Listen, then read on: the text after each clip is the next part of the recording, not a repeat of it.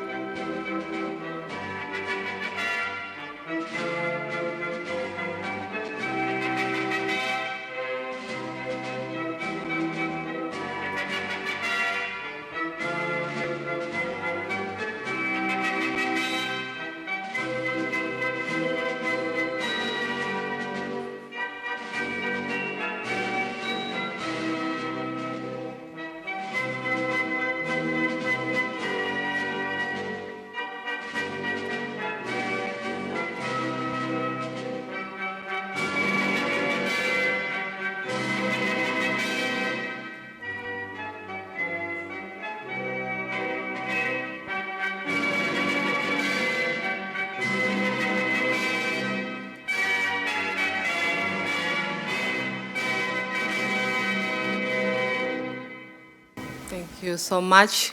Can we please just acknowledge, again, for 1 minute, the passing of the President of Namibia, Dr. Hage Geubi. Apologies for stating his name incorrectly. Please, a minute of silence.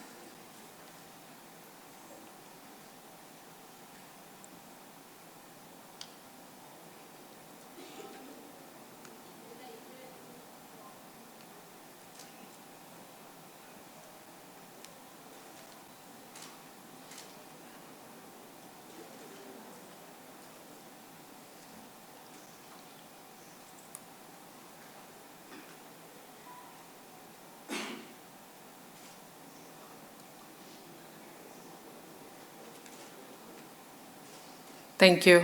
Please. Good morning, His Excellency, the Minister of Mineral Resources, Petroleum and Gas, Dr. Diamantino Pedro Azevedo, the Ambassador of Angola in South Africa, Dr. Rui Xavier, Chief Executive Officers, investors, guests, colleagues, ladies and gentlemen, welcome to the Angola Mining INDABA 2024 Business Forum. I'm just going to give a little bit of introduction of myself. My name is Martina Pedro. I'm actually a geologist by career, and I recently just finished my master's degree in mining engineering.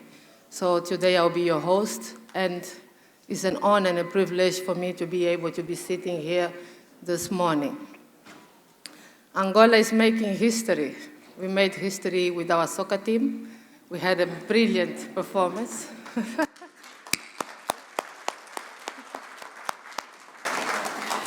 And we are making history this morning as well.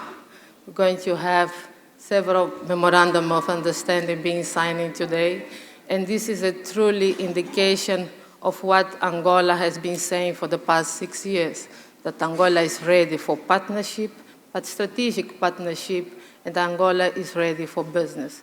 Without any more delays, I would like to call up on the stage the CEO of the Agency of the Mineral Resources of Angola, Dr. Jacinto Rocha, as well as the CEO of ENDIAMA, Dr. Ganga Jr.,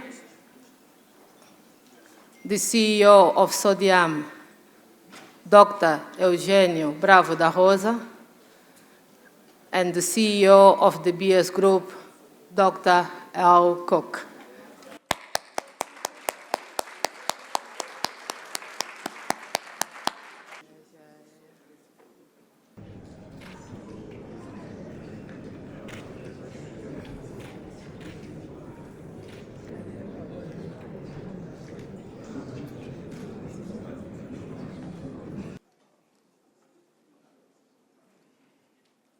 Please welcome the Chief Executive Officer of the BS Group. Thank you, Mr.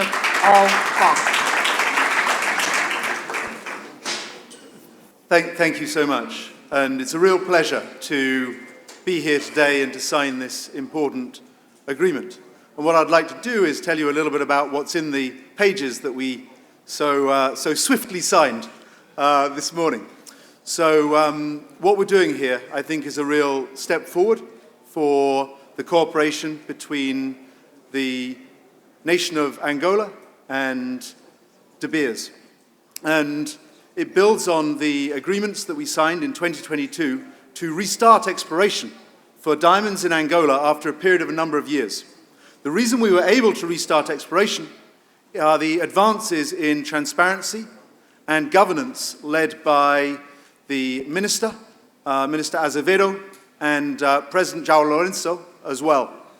And we applaud those advances that have allowed us to restart our activities in Angola. Today's announcement and today's agreement builds on those 2022 exploration agreements. And what we're doing is essentially three things. The first thing we're doing is setting out how we're going to work with the government of Angola and with SODIAM on ensuring that we have the best possible processes for sorting and processing diamonds in Angola using the expertise that we've developed in countries like Botswana. And it's a real pleasure having the Honourable Minister of Botswana, Lefoko Moahi, here in the audience today.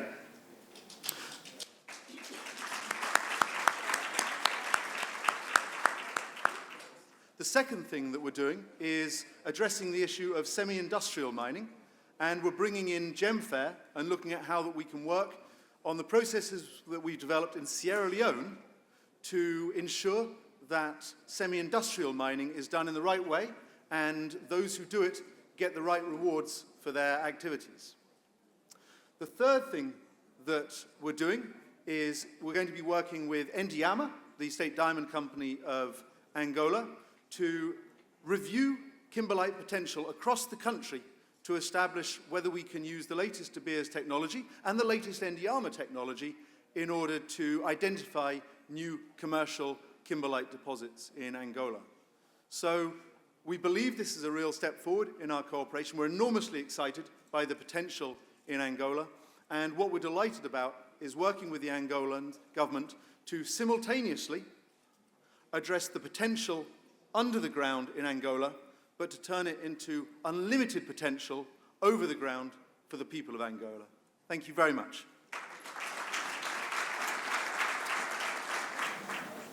Thank you so much, Dr.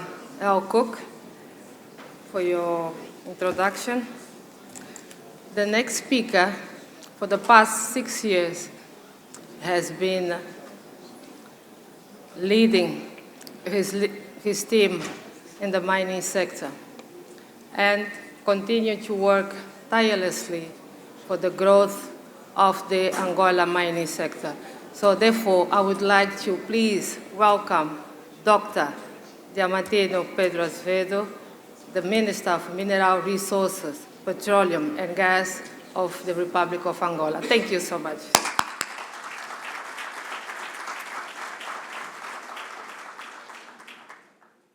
Good morning, ladies and gentlemen.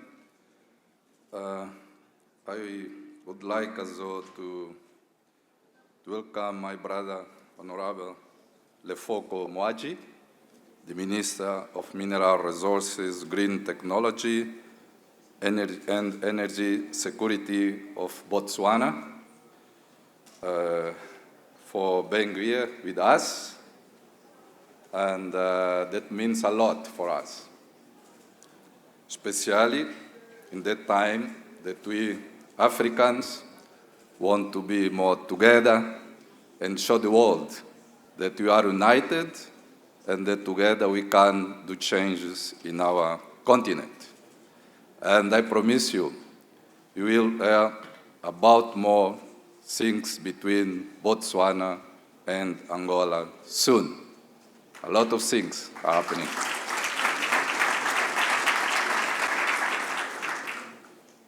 Now, I am in trouble here. So we are late, and I am not sure if I go through my speech or I just say you a few words from my head. Probably, if I do so, maybe I will manage to achieve our goals for today. And if I go through this speech, 5 pages, maybe you'll become a bit afraid, tired, and you start leaving the room, and at the end will not attract anyone from you to go to Angola. But if someone here promised me that after that meeting, someone will come to me and say, I will go to Angola, I will not read the speech. There is someone already that can promise me that he'll go to Angola soon to open a mine in Angola, to start a mine in Angola. Yeah, I am watching this way, and someone there is saying yes. Yeah, it's there. Can you please? Please. You see, I want to read someone. So, no speech anymore. Yes, for what are we here today? Just to tell you, please come to Angola. We have plenty of opportunities in Angola. We have a good environment for you to do business in Angola, in a win-win basis. That is what we want. The rest is just rubbish. Please.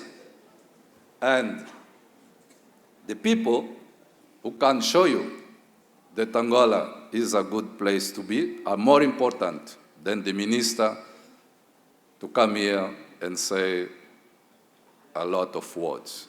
And my colleagues who prepare speeches, they do quite big sentences. And sometimes I don't know where I am, and maybe you as well will not understand. Better we listen to these people that are already in Angola, that are doing things in Angola, and that will be better for you to take a decision. You know, Angola has a huge potential. Angola is a stable country.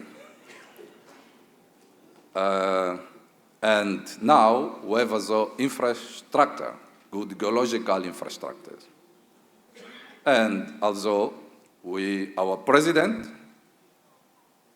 João Lourenço, states that we have to become more transparent. We are fighting corruption. We are creating a better environment for all to come to Angola and invest in Angola. And now we can show in the mining sector that things are happening. 2017, we had only one big company in Angola, one diamond company in Angola. Now we managed to bring back the beers. We managed to bring for the first time Rio Tinto, Anglo-American, Ivanhoe mines. I think that speaks for itself. I don't need to tell anything else. So I will just finish my speech for today. We listen, all of us, to the companies who are here. But before that, I want to thank Alcook, thank the beers for the step they did today. that is very, very important for Angola, for the Bias, for Botswana, for South Africa, for Namibia, for all African diamond-producing countries. That is also very important for all the diamond industry. And that is the way we have to pursue it to make the diamond, natural diamond, be here forever. Last thing, please.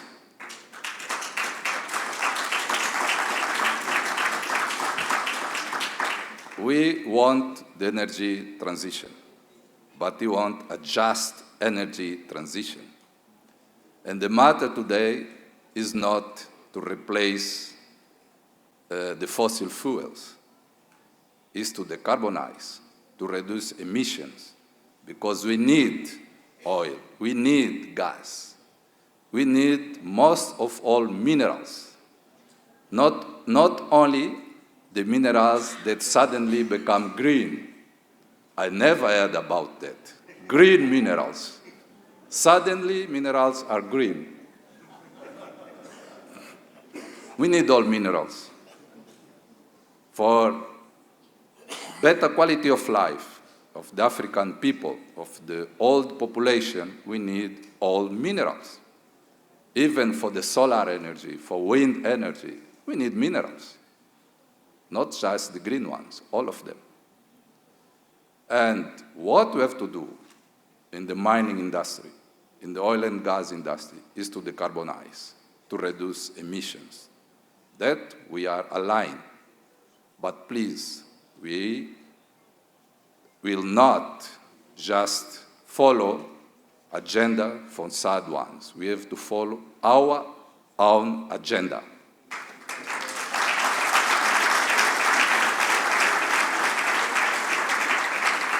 For the sake of the African population, we have to give quality of life for our people. Thank you.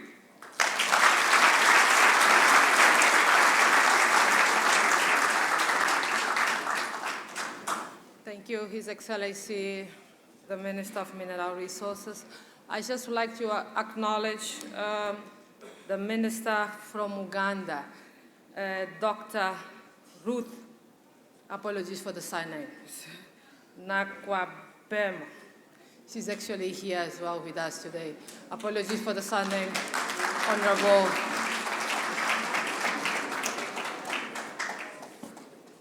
So we're going to just change a little bit our program.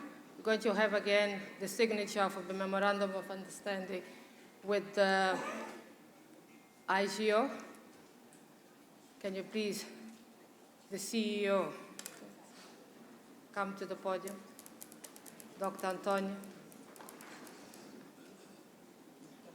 And Geological Survey of France as well. Can you please just come for the signature of the Memorandum of Understanding? Thank you so much.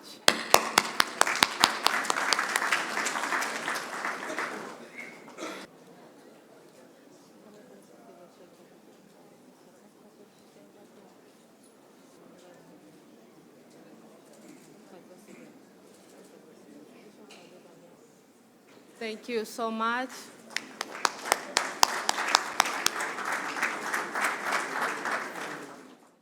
Okay, now I would like to welcome the Council of Geoscience representative to please come to the podium to the signature of the Memorandum of Understanding.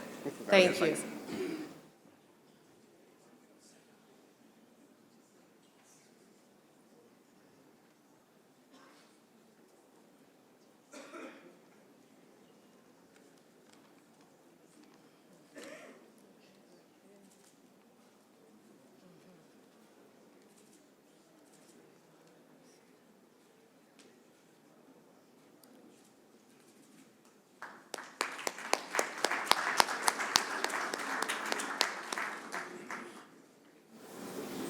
Now we're going to start with the presentations of the day. I would like to call up on the stage Dr. Jacinto Rocha, the CEO of the National Agency of Mineral Resources in Angola. Can you please just come to the stadium for the presentation? Excellency, Minister of Mineral Resources, Petroleum and Gas of the Republic of Angola, Dr. Diamantino Pedro Azevedo, Excellency, Minister of Mineral Resources of the Republic of Botswana, Re Lefoku Moahi, the Honorable Ambassador of the Republic of Angola in the Republic of South Africa, Rui Orlando Ferreira de Seita da Silva Xavier, Excellency, the Consul General of the Republic of Angola in the city of Cape Town, Ms. Elsa Capuso Vicente, distinguished guests, ladies and gentlemen, good morning. I want you to answer, good morning, I'm greeting you. I want to waken you up because Angola is rising. I'll take you through the regulatory framework of Angola, give you a hint about the general investment opportunities in our country, and lastly, I'll share with you some of the services that the Geological Survey of Angola is available to render to you. Angola is a constitutional democracy, multi-party. We are politically stable, socially stable. As far as our government is concerned, what we sign, we honor. We sign agreements, we live up to it. We don't change in between. Our Bible is the Constitution. Constitution is the supreme law of our country. We respect and observe the rule of law. Our economy constitutionally enshrined is a market economy. Government plays a regulatory, facilitating, and a promotional role. Government is not involved in business, especially in mining. We only have one mining company that is involved in the mineral sector in terms of production. Otherwise, government does not get involved, neither does it interfere in the running of businesses. The mining code that we have is the mining legislation of 2011. We have not changed it because we feel that it is appropriate and it is the correct instrument that we have. Otherwise, the companies that have come into Angola now would not have come. The fact that the Beers, Rio Tinto, Anglo America, Ivanhoe mines are in Angola today is because they felt comfortable with the legislation that we have. And to the extent that there is going to be a need one day, it will be upon consultation. We are currently busy looking at the probability of doing a comparative study of the Angolan mining sector. And it is that document that will then guide us and indicate to us whether we should introduce changes to our regulatory framework. But that one, if we take that decision, it will also be with the support of the private sector. In Angola, private sector runs business. And I want to emphasize that it is the private sector. As I said, we have a mining code that regulates, is our Bible. In terms of the investor, minerals in the ground belong to the state. It is the norm internationally, so there is nothing different from Angola. But once a licensed holder extracts the mineral, it is their property. It does not belong to the state. The licensing process is very transparent. A company applies, we announce to the public that company so-and-so has applied in relation to a specific area. We also then invite those who want to raise issues about the application. So the process is transparent. It has now also been reinforced by us becoming a member of the EITI. Mineral titles are transferable, so companies, especially junior miners, who after having discovered a deposit, they wish to transfer it to a major, it is doable in terms of the Angolan law. Once we grant you a mineral title, we are not going to expropriate it from you.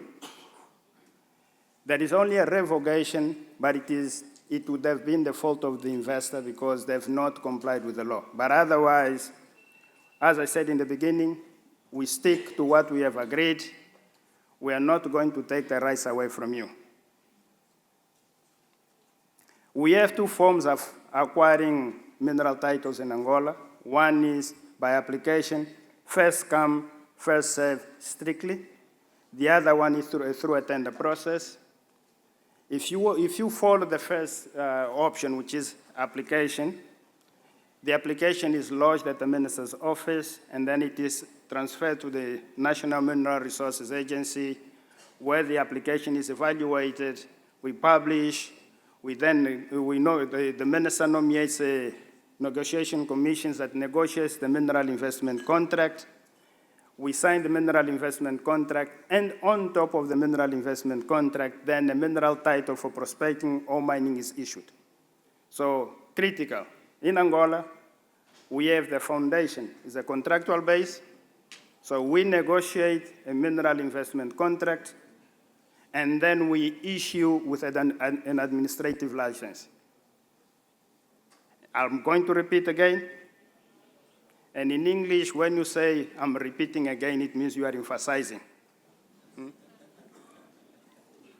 We have a mineral investment contract that is negotiated, so it's not an imposition. We then issue a license that then allows you either to conduct prospecting or do the mining. So all is done at once. So once you negotiate a mineral investment contract, it includes prospecting, it includes the evaluation phase, and it includes the production phase. So you don't have to renegotiate anything anymore. Now, when you apply the norm, you tell us who you are. So company details, you tell us in terms of your technical and financial capacity, your minimum investments that you are going to bring into the country. I'm repeating myself. The minister appoints the negotiations commission. We negotiate, we evaluate the system in the context of the political stability. Our system is also stable. Investors like incentives. During the negotiations, you must indicate to us that you would want to negotiate incentives. And for that, we then include a member of the Ministry of Finance to be a member of the Negotiations Commission, where you then negotiate the incentives that you wish to have. There are criteria, and one of them is you are going to source, where possible, services from within the country. You are going to contribute towards the socio-economic development of the country. All the things that are good for a country that will then lead to a stable politically and socially within that country. Royalties range between 2% and 5%, 5% for strategic minerals like diamonds, 2% for ornamental rocks, or some call it dimension stone. Prospecting fees vary from $7 per square kilometers to $40 per square kilometers. We also encourage companies to reduce the areas as they continue prospecting, because the fees also increase if you don't reduce your area. You can have up to 10,000 square kilometers in extent of your prospecting area, then you have to reduce as you go. Mining tax or company income tax is 25%. If you compare to the rest of the economy is 30%. So that is an advantage for you to come to an Angola in terms of the incentives, but also an additional incentive that is not a regulatory one. Our energy production or source is hydro. By next year, it is a commitment by His Excellency, the President of the Republic of Angola, to increase the supply of energy in Angola from hydro to 75%, meaning that if you mine in Angola, the likelihood that you are going to add to the green mineral is quite high because your source of energy is clean. You can then go out and brag that I've mined using clean energy, which is hydro. So there is an added advantage in coming to mine in Angola.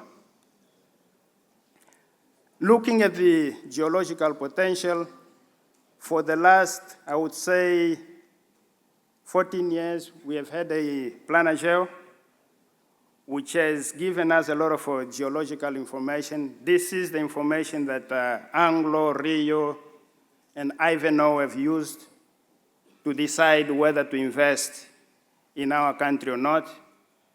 And what they've done basically justifies and would motivate you to go to the Council for Geoscience in Angola, get access to the information that they have, and you then decide as to whether you'd want to come to Angola. But if you don't, as I say in English, you snooze, you lose. South Africans would understand that. So come to Angola and invest because we have a lot of opportunities.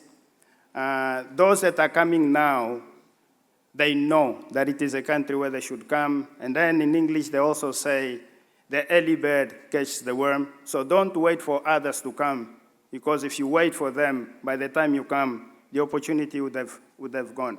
So there are a lot of minerals that we can mine. The good thing about Angola is that while other countries might be going down, we are just coming out now. For example, in diamonds, we may have been around for 100 years, but highly likely, because of the BSS commit, we know that we have 100 more years to go.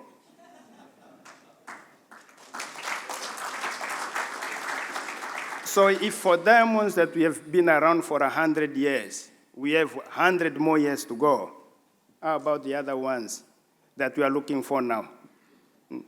So we have a lot of green projects in the sense of greenfield projects. We have brownfield projects. Come to Angola. My advice to you is long-distance relationship doesn't work. So if you want to invest in Angola, set up shop in Angola. Don't wait for an opportunity to come and then you open an office. Open an office now, the opportunities will come. Because people will know that you are around and they can come and knock on your door. If you are far away, they have to call you on the phone. So if you are nearby, they can interact with you and talk to you. Language is not an issue in Angola. You have heard I'm speaking English, the minister spoke in English. So language is not a problem in our country. Infrastructure, we may not have infrastructure now, but we also know mining is the leader in terms of infrastructure development. So you are going to help us to set up the infrastructure that we need. We have the basic that we need for now, but we also know with your coming into our country, definitely we are going to improve our infrastructure because this is what the mining sector does, is assists in the development of infrastructure within a country where they come and invest. So please come and assist us in that regard. Geological Survey of Angola has the necessary information that is needed. We have 3 offices. One is in Luanda, well-equipped. Lab services are there. You only export sample because you are out of a habit. But if you go to Council for Geoscience and knock on their door, they will assist you to deal with your samples. So we have 3 offices, the head office is in Luanda. Then we have a specialized office in Lunda in Saurima, which is focused on diamonds. We have a diamond lab. Then we also have the Dimension Stone office, which is based in Lubango. Their office is also focused on the dimension stones. So in terms of geological services, apart from the Geoscience Council in Angola, we have also got private sector companies that are there, but we also need more, because there is no mining sector without a services sector. So those of you, when we call investors to come and we say about the opportunities available, we are not only looking at those who would want to get involved directly in mining, but we are also calling those who render services to the mining sector. So welcome to Angola. Angola is open for business, and thank you very much. Thank you, Dr. Vicente. Honorable ministers, excellencies, distinguished guests, ladies and gentlemen. It's an honor to be presenting here at this stage today. Actually, my name is Rogério Guimarães, and I'm the Director of Geology, not the Director of INDIAMA. I'm the Director of Geology at ENDIAMA EP. So today, I'm going to talk about investment opportunities in diamond fields in Angola. ENDIAMA is the Angola National Diamonds Company, and it was founded back in 1981.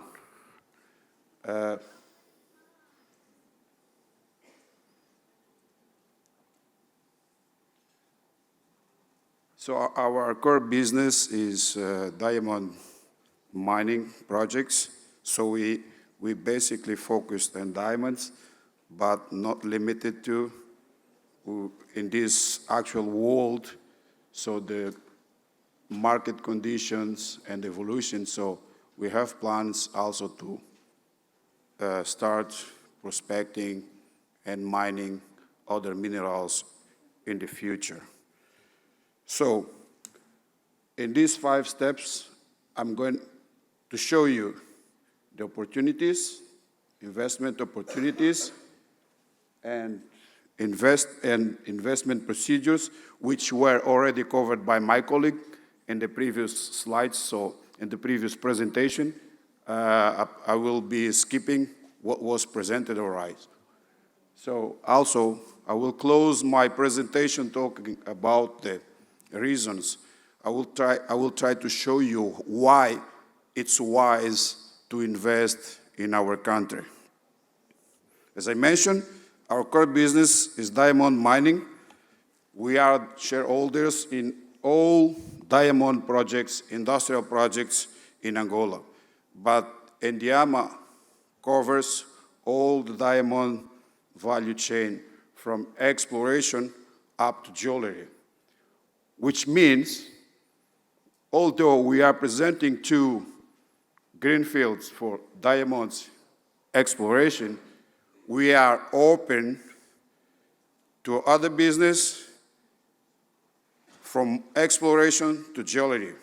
So mining, trading, polishing. So gentlemen, feel free to come to join us at our stand and discuss about the other opportunities. Again, we are not limited to these 2 greenfields that we are going to present today. So, in terms of the strategy, I don't want to be repetitive. I just will remind you that the mining sector in Angola has undergone significant changes for the last 5 years with the goal of bringing investments to our country so that we could boost our economy and improve the life conditions of our communities, of our people in Angola.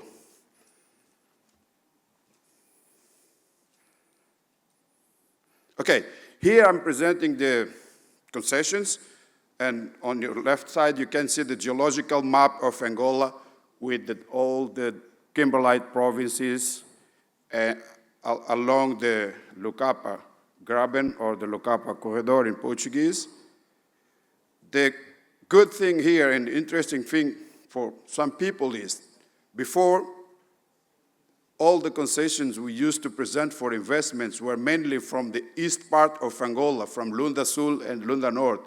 But today I'm bringing here an interesting concession that is located in different part in the province of Kwanza Sul, in the municipality of Kibala. So, although these are greenfields, the second one will be in Dala province of Lunda Sul. The interesting things about these fields is that although they are greenfields, exploration jobs were conducted there before. The good thing here, the good news is we have available data, we have available information. This information can be shared with potential investors by signing with us an NDA. We will give you the information, and it's going to make it much faster, the process, much easier for you. We can save a lot of money with this existing information. Dala, I will start with Dala concession. Dala concession is in the Lunda Sul province. So, several occurrences of kimberlites have been identified in this area. So, also, during the exploration jobs, we discovered different alluvials deposits, but did not test those deposits. But the potential is there. The mining activity around this concession is very busy, which is a good sign. Around this concession, we have identified a lot of illegal activities as well. There are mining activities, but the potential is there. Again, all the information is available. Please come to our stand. We can talk and discuss about this concession and the ways forward in order to get this detailed information. Here, the story is a little bit different in Moiriji concession. In Moiriji concession, also several kimberlite anomalies were identified, but regarding the secondary deposits, here we actually found diamonds, high-quality diamonds. We have the grades, and also we can share all this information with interested companies upon the signature of an NDA. This is a different province. We might be scared asking, are there any diamonds? Yes, there are diamonds. We have proven that. We have the physical diamonds, and at some point we will be able to share with you. And also, I would like to remind you that although I'm presenting here 2 concessions, I'm not limited to these 2 concessions. Please feel free to come and discuss. I have more options, more opportunities in different areas. Please, keep in your mind, I'm not limited to these 2 concessions. Okay, investment procedures. I will skip this slide because my colleague already presented, and for the sake of time, I will skip for the next presenters. Why to invest in Angola? Also was a bit covered by Dr. Jacinto, but it's always good to remind that our country is open to work. We are willing and we are open and keen to work with partners. So please feel free to come to Angola. Also, although my colleague mentioned about it, it's very important. Angola is politically and socially stable. Don't be afraid. There is transparency. All the process, procedures, it's transparent. Also, in terms of infrastructures, we are improving each year. We are getting new roads, new airports, hotels, hospitals, schools. We have a new lab dedicated to diamonds in Saurimo. So we are also open to partners who are willing to cooperate with us in operating that lab. That lab is already running, so there are companies in Angola that are using already the service of our lab, and I would like to invite interested partners to come and discuss the ways we can collaborate for running that lab. So, looking forward to see you in Angola very soon. As Dr. Jacinto mentioned, it's better to be there don't keep changing emails for 6 months or 1 year. So please come as soon as possible. Otherwise, it will be too late. Thank you very much. So Dr. Senji will be presenting the diamond trade and business opportunity in the Angola polishing factory. Thank you, Doctor. Okay. Thank you very much. His Excellency, the Minister of Mineral Resources, Oil and Gas of Angola, His Excellency, Ambassador of Angola in South Africa, distinguished guests, good morning. With the permission of His Excellency Minister, I would like to start our presentation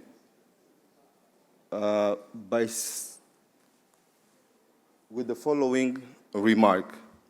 Angola wants to be a reference center for the beneficiation of rough diamonds in Africa. The Angolan government, for the last 5 years, have taken different steps to accomplish this goal. First was the approval of the new diamond trading policy, which states that 20% of the diamonds produced in Angola should be sold to the local manufacturers. Second was the construction and the inauguration of the Saurimo Diamond Development Hub, which aims to be a center for the cutting and polishing of rough diamonds in Angola. Third was the approval of tax incentives to differentiate the investors from the regular client who buys diamonds to export. Fourth, we signed a special agreement with the tax authority to make the reimbursement of VAT much faster than used to be before. So these are some of the measures, between others, that the government took to make the business environment in this segment of cutting and polishing of diamonds much attractive for investors. In terms of tax incentives, let me say that before the approval of those tax incentives that I spoke about it, investors who established factories in Angola, they had to pay 3.5% for the rough diamond polished locally. Now, they pay only 2.25%. If they want to export a parcel of the run-of-mine that they bought, they can export for a tax of 3.5%. Before, they used to pay 5.6%. For a regular client who exports, they used to pay 5.6%, and now they are paying a little bit more, as we are giving these incentives to the local manufacturers. So they are paying 8.5% for export the rough of diamonds. Additional, let me just say that this agreement that we signed with the tax authority allowed the reimbursement of the VAT within 30 days. It used to be a little bit longer. And the payment is done in US dollars.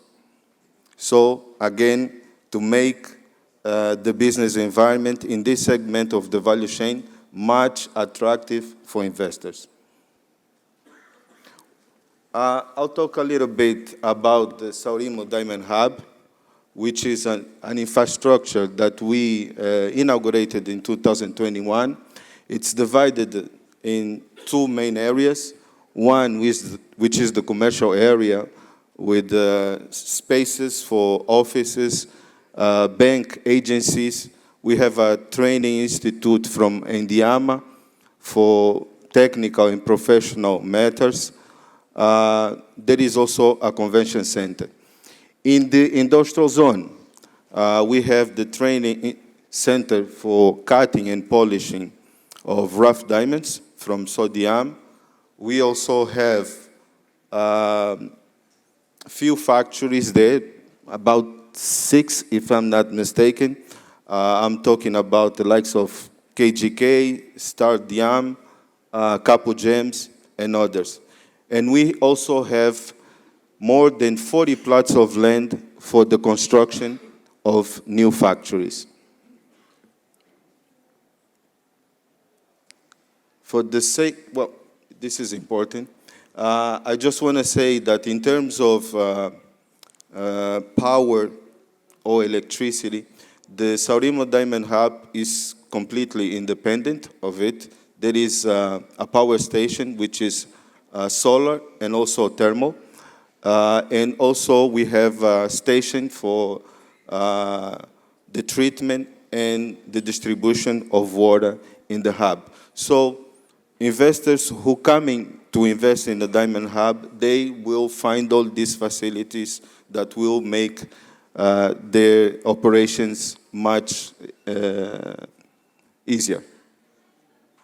So Sodium is about to build about 19 factories for the next 3 years, and they are supposed to be rented to investors. The idea is to cut investments. I'm talking about CapEx. Investors now, they have to bring only machines and working capital to start their operation.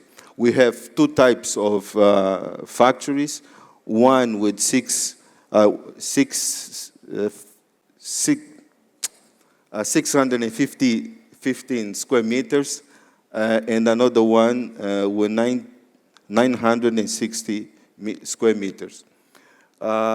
These factories will be available, and investors can sign an agreement for 5 years, and they will pay for each square meters about $5.1.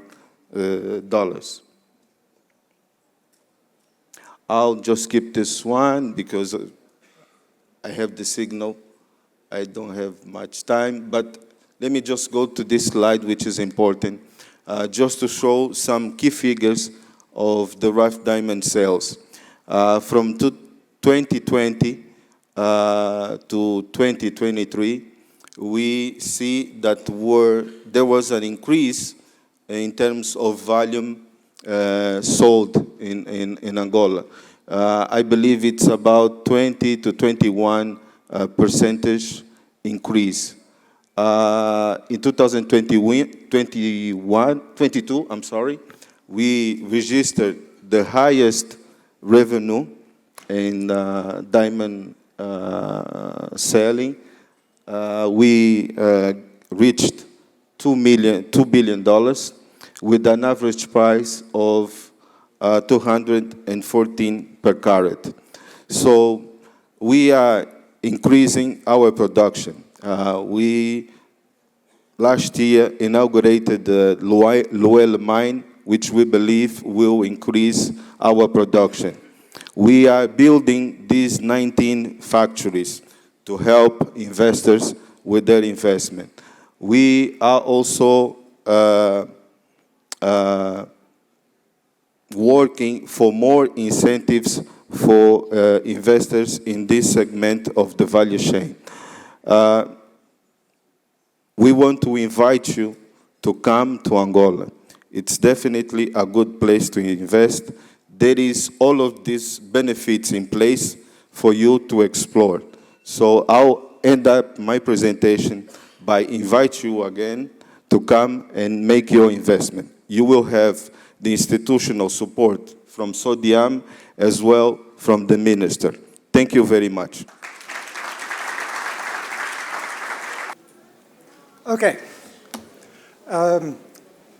In the interest of time, got five minutes to squeeze in 7 years of exploration experience in Angola, and my esteemed Angolan colleagues have very eloquently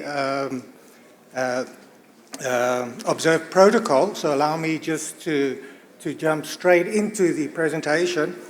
And what I've looked to share Rio Tinto's experience, and I've kind of broken down it into the phases of exploration. And we'll just briefly just touch on 4 of those. We'll just talk a little bit about the geology as an exploration manager, as a geologist. That's always going to be front and center of what we're looking at. Speak a little bit about the tenure process, a little bit, sometimes how a large company works, Rio Tinto, how we enter a new country, and then once we're in the country, how we build capacity. So jumping in, starting off with that, well, this is the easiest argument to make when you're coming to Angola, is the geology. It's self-evident to us geologists. Dr. Jacinto showed a version of that slide with occurrences in Angola, but just look at the mineral occurrences of Africa, specifically in southern Africa. We've got the Kalahari sand, the young Kalahari sand covers, and surrounding that are countries that are well endowed in mineral resources, Angola, Namibia, Botswana, the DRC, and also don't forget, Brazil used to be a neighbor of Angola as well, and obscuring that is obviously Kalahari sand cover. The last 3 projects I've worked on were copper, iron ore, and diamonds, and they all had one thing in common: I stood on Kalahari sand. Anyway, I just want to use this slide just to point out appreciation for the work for the Planet Geo initiative that sends the framework for all the work that builds on after that. It's been fantastic. The geophysics data sets we're using them. We're looking at the geological mapping, the 250K mapping, and anything. I'll probably say let's now move into the geochem side of things. Let's get those surveys covering larger areas, make use of the laboratories at the Institute, and let's get geochem samples through that and make that available to the exploration companies. We've already touched on the tenure. Dr. Jacinto explained this process. The first one I wanted to touch on was the mining cadastre. It was mentioned twice in the opening statement regarding South Africa. And I've put examples here of specifically Botswana and Namibia, of really some of the 2 best countries I've worked in and applied for mining licenses in. It's been a pleasure, but I just happened to see yesterday on one of the social media feeds that the Angolans have announced through the national agency that they are in the process with spatial dimension, the land folio, to implement that system in Angola. So that is absolutely fantastic, and let's just hope the national agency can roll that out quickly, and maybe just advise out, you don't strive for perfection, get a draft version out, get the portal going, and make it visible to prospective investors, and once it's been worked, it can be tweaked and errors can be fixed, but if you're going to be waiting for perfection, it's going to be a while before we get that. Because those are the first 2 things an exploration manager wants to see. He wants to see the geology, and he wants to see the licenses overlaid on top of that. A little bit was spoken about the mineral investment contracts. The mining code really covers most of that, so there's not a huge amount of negotiation. It's more on the tax side of things. We've recently concluded a process with our copper license, which was awarded in January this year. It was pretty much a straightforward process, but maybe we should aspire just to, if everything is defined by the mining code, maybe just minimize the negotiated side and just go with the standard, awarding a contract based on the company's financial and technical capacity. And of course, one other way to enter into Angola, if you're not going through applying for grant yourself, is look for joint venture partners as well. That was a process we were involved with ENDIAMA as well. And when we started our negotiations with ENDIAMA, we straddled the old regime and the new regime. So that was interesting. But fortunately, the transition went pretty smoothly. We didn't have to renegotiate anything. And of course, we did it on top of COVID as well, which was which was quite a challenge, but we managed to conclude the mineral investment contract by the time COVID came to an end, so that was absolutely fantastic for us as well.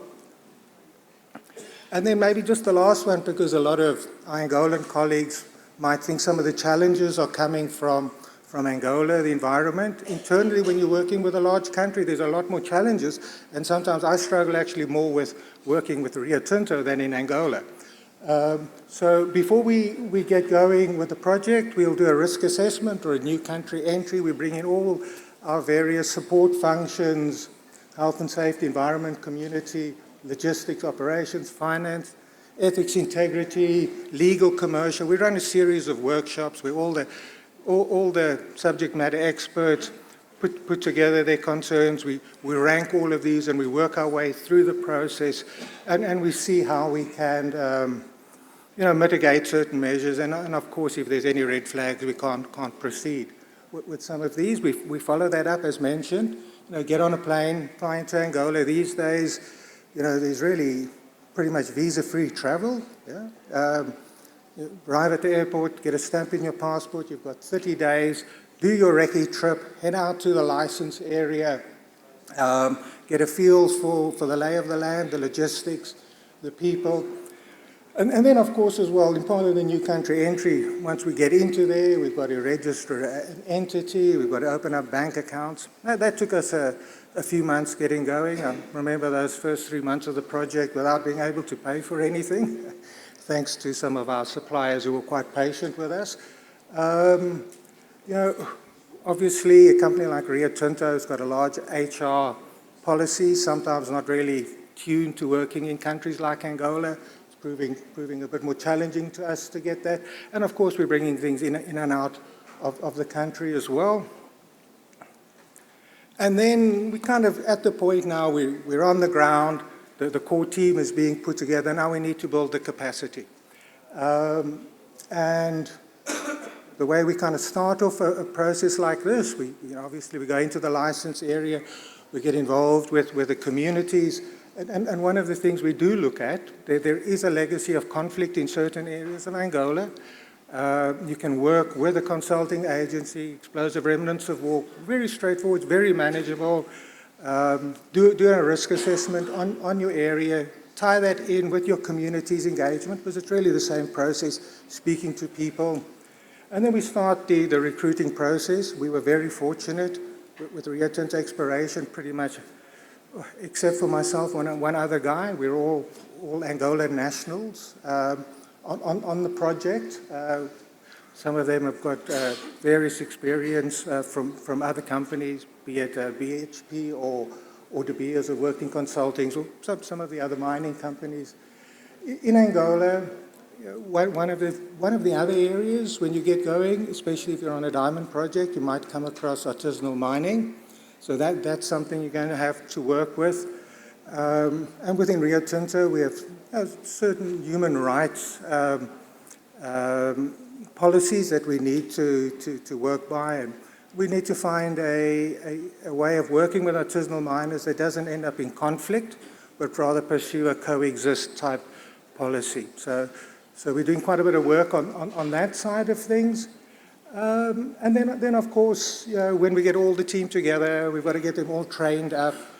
One of the things you are going to see in Angola, and you're going to get very, very much rewarded by it, is the effort you put into training your Angolan team. You have to commit to that. Not all those skills are going to be there, but the young Angolans, the young geologists coming out of the universities with 1 to 5 years experience, absolutely fantastic, bright, enthusiastic, they like sponges, they soak it up. You as the company put the effort into them, you're going to reward that 10 times. So we've had really good success in bringing young Angolan geologists, and of course I've got a bunch of kind of grey-haired Angolan geologists as well. And then of course one of the other things that we look at is contractors within Angola, drilling contractors. That's something that Angola really needs to build and improve upon. Geophysics, all those kind of aspects, but I think I've really overshot my time. So I'm going to, one last slide, just to give you an idea of what 5 minutes of talking looks like. We started this process in 2016, and now we've come to the end of our first 2 years on the ground. You can see there was a long project generation phase, the negotiation phase, but generally that was a function of COVID. But once we hit the ground, within 6 months we were drilling. We had a team together, we had a camp together, and we were drilling. And of course now we're advanced the project, but this is not a technical discussion, so I'm not going to share some of those exciting results. Okay, that's all from me. Thank you. Thank you, Martina. It's fantastic to see a geologist, a female geologist, an ex-De Beers geologist, doing such a great job as MC today. So well done. Thank you so much. Appreciate that. Just briefly wish to acknowledge the presence of His Excellency, the Minister for Mineral Resources, Petroleum and Gas, Dr. Minister Diamantino Azevedo, other ministers here present, distinguished guests, and the ambassador as well. Good afternoon at this point. De Beers is really excited to be back in Angola. We're really excited about our partnership with ENDIAMA, and we're excited about the future. It's fantastic to be here today with you. I tried to remember when last De Beers gave feedback at the Angola Business Forum, and in fact couldn't quite remember, certainly well over 10 years ago. So today, and the MOU you saw signed earlier is undoubtedly a reflection of De Beers' long-term strategy, and I think a result of the reforms and changes that have been implemented by the Angolan government, in particular led by Minister Azevedo and his team. I doubt anyone in the room would disagree that Angola is the most prospective global real estate for the discovery of new large diamond deposits. And I'd go further to say that if a company wishes to retain a medium to long-term future in natural diamonds, a presence and position in Angola is absolutely critical in terms of that. You've heard from a number of speakers today. De Beers, Angola ticks all the boxes.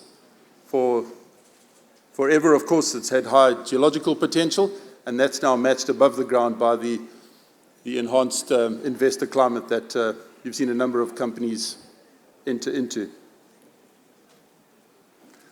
De Beers, through our partnership with ENDIAMA, are privileged and, as I said, excited to have been granted two concessions, one in Lunda North, known as Lumboma, and one in Lunda Sul, known as Makonda. Very exciting, high potential greenfields diamond opportunities in Angola, and we're certainly looking forward to working on these. By way of an exploration update, we've only been active for the last 10 months or so. During that time, we've established our entities, we've established our operating footprint, and we've commenced our airborne surveys. 2023 was not without challenges for us, but with the support of the agency, IGO, and in particular our partner ENDIAMA, we've managed to overcome those as they've arisen. Looking ahead, and I was saying to our head of technical earlier, if we find a diamond mine, and he quite quickly corrected me to say when we find a diamond mine.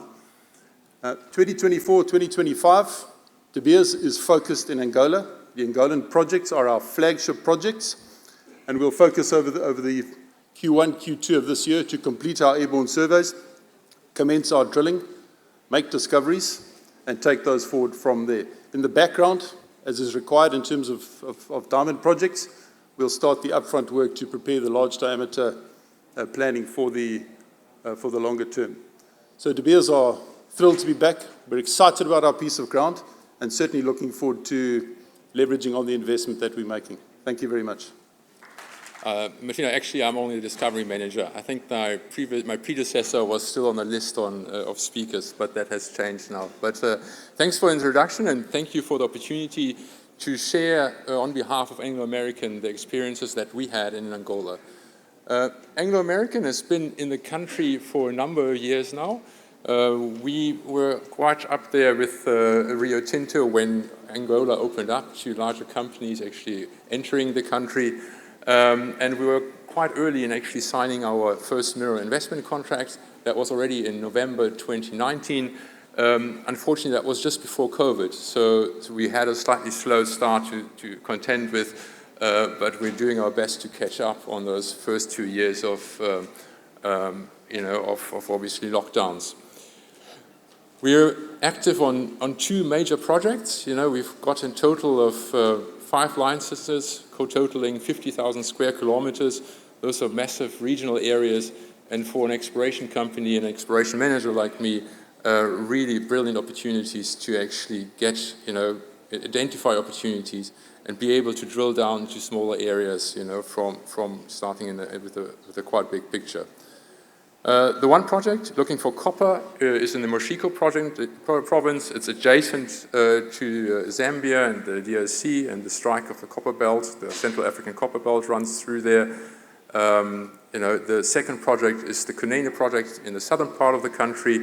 There we're exploring for nickel in relation to the Kunene unorthosite complex. We've got like Dr. Jacinto pointed out, it's important to have set up shop. We've got a support base set up in Luanda. It's a small office, but also a core processing and sample processing facility that we're running in the capital. The focus really is from the get-go to actually look at developing local skills, building capacity, similar to what Paul was alluding to. We do have a team of young technical staff, young graduate geologists that studied in the UK, but also project support staff, that actually support the operations. But also those are being mentored and supported by a global network of Anglo-American in-house specialists, but also consultants. Our exploration programs that we execute in the field, we do as a mixture by embedding local geologists with more experienced geologists from outside, but also using contracting companies to actually help us, during the rush during the field season when things are dry, to actually execute these programs. Brief history of what we've done to date. We started off conducting large-scale airborne geophysical surveys, 100,000 kilometers or line kilometers of magnetic and gravity data flown in Kunene alone. On top of that, over some of the areas, 20,000 line kilometers of electromagnetics, really gathering those large pictures, to actually be able then to focus in the subsequent years. Similar in Moshiko, airborne gravity, MAG, EM was sort of the starting point to actually get us going in the field. And on both operations, we're now currently active in the field. At Moshiko, we established a base camp, and we started actively working there. In Kunene, we're actually running a lot of the operations from the central towns. It's quite easy access, good logistics, and we're quite enabled to actually conduct our work there. Some of the challenges, that we had, in recent years, mainly related to, I suppose, what a lot of exploration companies that operate in remote areas face is challenges in relation to remoteness. Moshiko is about a 2-day drive from the nearest airport of Sarima, where a lot of the diamond activities happens, and some of the roads, especially, approaching the far end of the project, are quite challenging. We spend a lot of time clearing access, building these makeshift type of bridges to create access, and obviously it's a big concern for us, with regard to actually getting drill machineries, heavy machinery into that area, which is going to start this year. But also from a safety point of view, to ensure that we've got adequate, medical emergency response in those areas. So those are important things for Anglo to actually manage. But having said that, we have strong support from the government on all levels, from the national level, the provincial level, and even from the administrators, on the project sites. We've been made feel very welcome in those areas. And what's the outlook? Angola remains a key focus for Anglo-American discovery. And the previous speakers already mentioned, we think it's highly prospective. It's underexplored due to the prolonged, civil war activities there. And, as the previous speakers mentioned, you actually have access to big regional packages of land, which is very attractive for explorers like us. This year, planning larger drill programs on both of the projects, which we're looking forward to implement And going forward, we're looking at further developing our project pipeline and the portfolio as a whole. So that's, I think, from our side, Anglo-American. Thank you very much. Honorable Ministers, Ambassadors, ladies and gentlemen, good afternoon. I'm here to present an overview about the Tetelo project to those who have been following us. So for the past 14 years, we have been developing the Tetelo project. It's a project located on the north of Angola, and the following resource declaration of nearly 20 million tons at 2.68% of copper, we have decided to start a construction of the mine.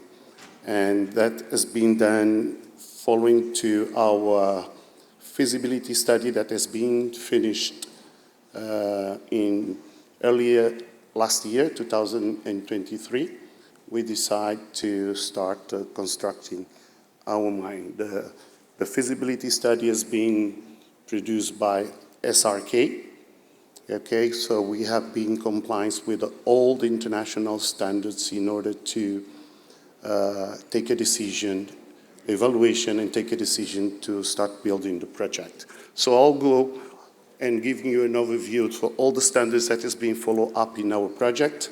So we decided to engage back in 2016, 2018, the SRK for the scoping study.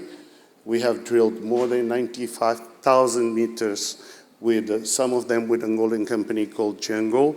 We have done and pursued, based on the scoping study in the JORC resource report. The hydrogeology and the geotechnical is being done by international companies following the international standards with the audited of SRK. Metallurgical test has been done with the international company as well. Environmental and social impact has been done with the support of an Angolan company called Holistico and based on the World Bank standards. And then we have produced, as I said earlier, early in 2023, the feasibility study that has been produced by the SRK. So JCSG has been producing our mine design, and then we took the decision to start building the mine, and we engaged the APC contract with the Sinohydro, who has started construction of the mine.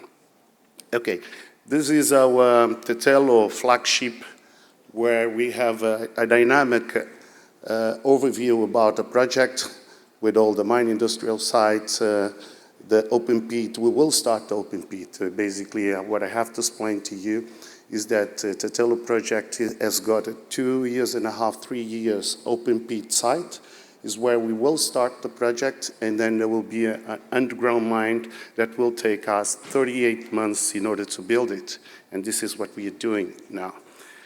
Surely for those who are interested, so we can share and give them more information about the design and all the process that we are going through, okay? Initially, following to the SRK feasibility study, our project has got a 10 years life of existence, but is not standing for 10 years. What we are doing here is consistently and systematically continuing to pursue and investigating in order to increase the life of our mine. So the deposit is not closed yet. We have a huge area, so the exploration license is for about nearly 2,000 square kilometers. We're still pursuing, and with all the drilling continuing and all the geological, geophysical work conducted, we finished about 3 months ago a new airborne survey just for reconfirmation of new targets and the geological work. We will have a new feasibility study coming out in December this year. That will surely increase the resource as well as extend the life of our mine. This is what we're expecting, and we are working hardly, systematically in order to do it. Okay, for the Tetelo project, so I'll bring some high economics evaluation that are in our feasibility study, and which is the capex of $205 million, as I said, 10 years. and the cost per ton of copper that will be. Based on that cost, we are considering the payback period for the 4 years. So we have been too conservative for that, but it's the assurance that we have a project that will be economically feasible. Okay, this is the flagship, and that will be my last slide of the construction, as I mentioned. So the JORC came out in 2022, feasibility February 2023. May we decide to start the construction. We engaged the APC contract. The construction has already started. The underground will start in January, open the underground mine. So we expected to conclude this work for the open pit by the end of this year, and starting our testing process, if possible, end of this year, early next year, as we promised to deliver project. And we expect that to be a reality. So the experience and the hard work that has been done for almost 14 years will surely allow us to deliver that project. The project is engaged about 287 people working there. The APC contract is bringing a lot more people on that. We are working, surely there's no mine activity without environmental, social, governance responsibility. We are seriously engaged on that. We are working with one of the major companies to give us support on that, working with local community, stakeholders, and trying to build. It is important to notice that when I mentioned that we start this project late in 2009, 14 years ago, nearly 15 years, we were only Angolan, working on the project and investing in the project. And this is, we are proud to say that we reached a decision point where we could conduct the project following all the international standards, following the systematic geological procedures in order to have an accurate and sustainable project. Thank you for listening, and we surely will be available. Thank you.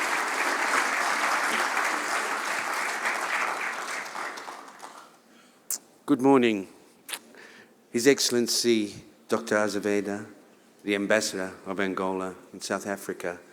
Distinguished guests, ladies and gentlemen, I'd like to present Tirana Resources. We are an Australian company and we are harnessing the Angolan's lithium potential.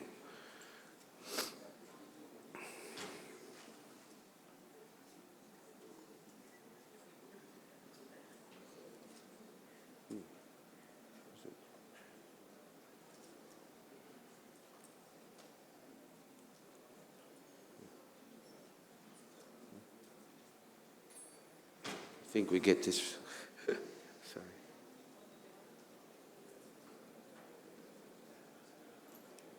Here we go. Investment summary, ladies and gentlemen, for time.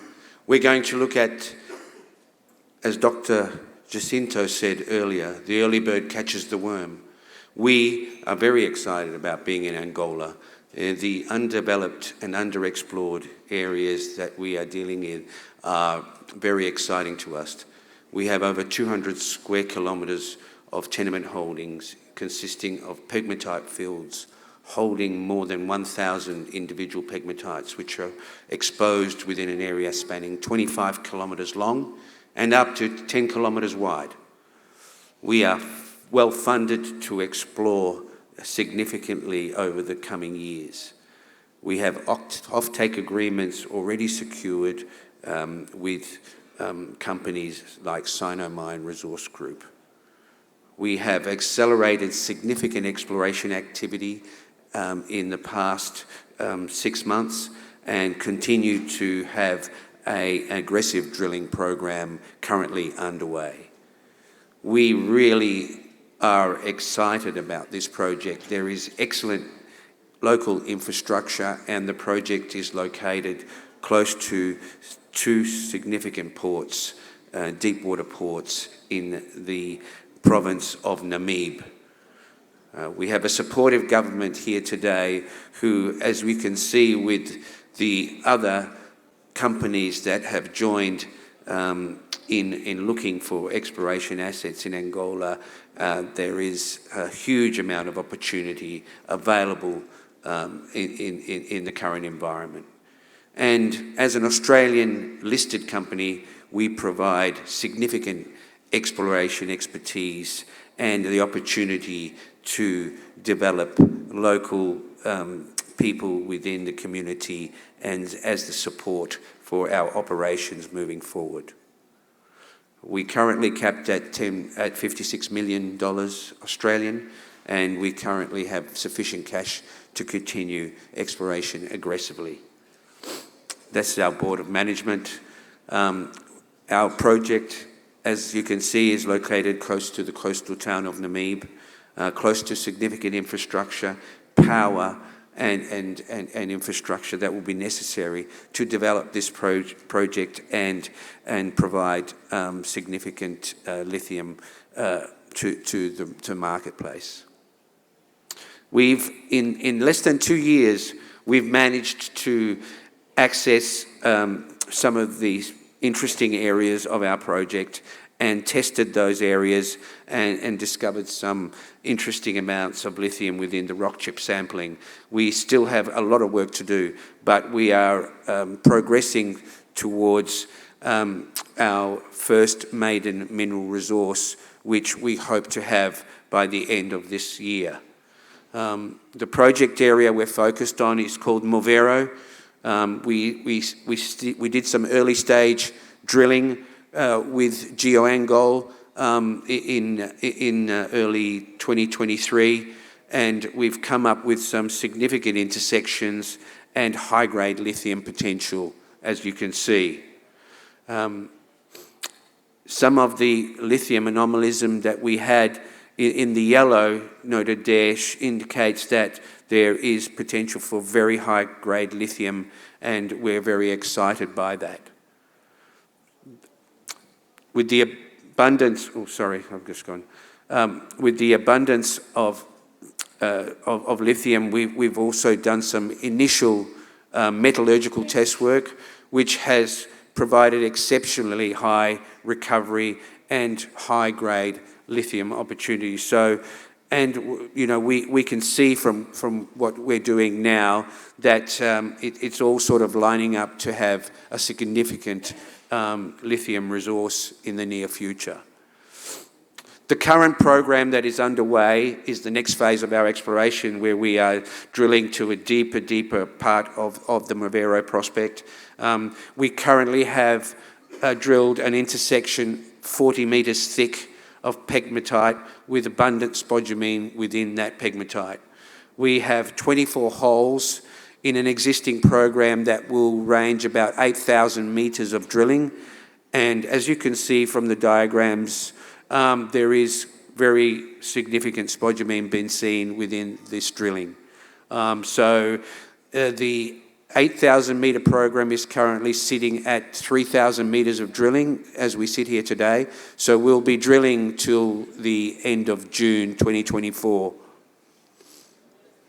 In terms of the highest mineralised intersections from this initial program, we are still awaiting assays from the labs. However, from our visual interpretation or from our geological team, you can see that from these first 24 holes, there are significant intersections with intervals greater than 10 metres and up to as thick as 40 metres, with at least 5 or 10 to 20% spodumene.